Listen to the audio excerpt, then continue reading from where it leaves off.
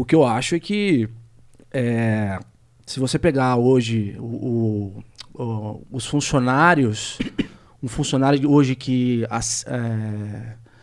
eu esqueci o nome do... Registrado. Um registrado, exatamente.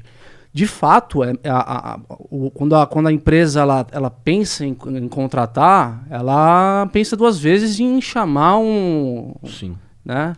Em ter esqueci agora... Um comprometimento, um vínculo trabalhista, você está falando? Um vínculo trabalhista, exatamente. Porque é muito caro. Eu não sei... o que você acha da terceirização, essas coisas? Da reforma trabalhista. Sou totalmente a reforma vou dar um exemplo para você. Outro exemplo. Num posto de gasolina que eu tinha, eu contratava uma funcionária para trabalhar só de domingo. Então ela vinha só de domingo e eu pagava o dia para ela. Domingo não dá vínculo trabalhista. Ponto. Você trabalha um dia por semana, você não dá vínculo trabalhista. O que acontecia? Ela terminava o dia, ela pegava do próprio caixa o dinheiro dela, assinava um recibo e já era. Ela trabalhou assim para mim em 4 anos. Um dia, ela... E eu vou até contar aqui. Um dia eu olhei nas câmeras, os caras me falaram, eu fui confirmar nas câmeras, o namorado dela foi lá, ela simplesmente deixou a loja, foi no vestiário, fazer sei lá o que com o cara e voltou. E eu vi isso nas câmeras. Eu cheguei pra ela e falei, fulana, não tem como a gente continuar, tá tudo beleza, tá. Beleza, ela me colocou no pau, também pedindo uma fortuna, porque segundo ela tinha vínculo trabalhista, porque mesmo que ela trabalhasse um dia só por semana comigo, ela criou um vínculo por trabalhar muito tempo comigo.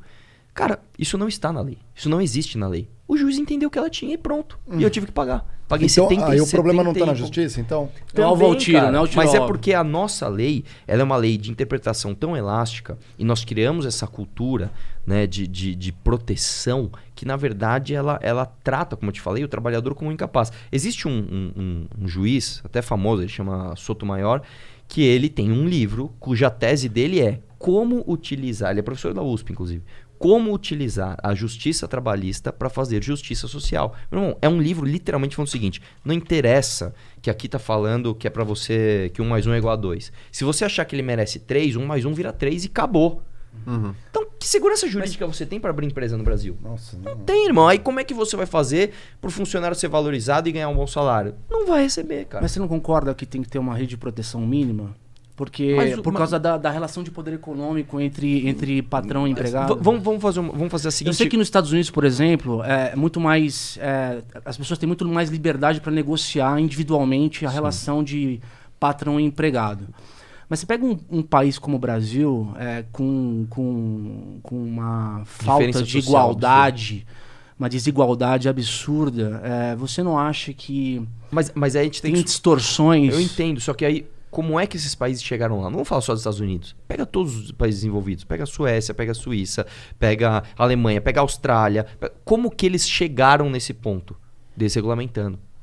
Por exemplo, dá um exemplo extremo. Você pega Singapura. Singapura, há 70 anos atrás, não tinha saneamento básico. Singapura, a galera cagava no chão. Ponto. Os caras hoje são gigantes, são muito bons. Por quê? Porque eles desregulamentaram e abriram a economia. Hong Kong, mesma coisa. Então, assim, o que acontece? Quando você cria ambiente de negócio favorável, as empresas vêm.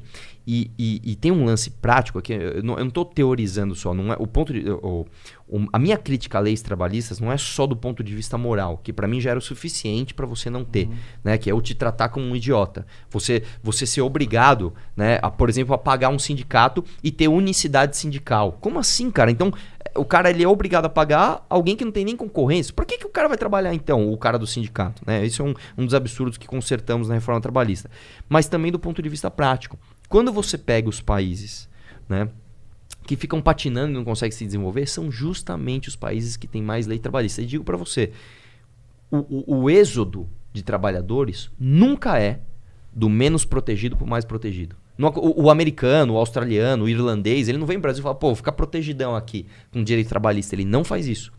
Nós é que fugimos, nós exportamos os nossos talentos pro cara ir para um ambiente mais feroz. Inclusive teve um dado de recorde aí, né? De fuga de talentos aí no último ano na pandemia. Teve, cara. Isso é louco.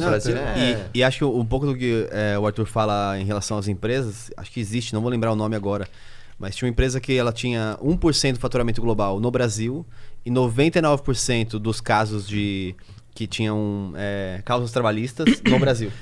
Era 1% da receita, 99% do custo de advogados, etc. Fechou. Não, Assim, cara, aqui não no dá. Brasil, nós tínhamos, agora está mudando esse número, mas ainda assim, nós temos mais de 90% de todos os casos trabalhistas do mundo estão no Brasil. E mais, a nossa justiça, só a máquina para isso, ela custa mais do que o dobro das ações.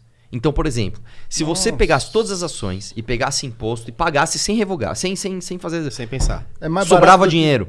E quando você pega a segunda, o segundo colocado no ranking de custo, nós ainda custamos mais que o dobro do que esse cara. Que eu nem lembro quem é o segundo lugar. Mas enfim, nós custamos mais caro, nós custamos o dobro do mais caro do mundo.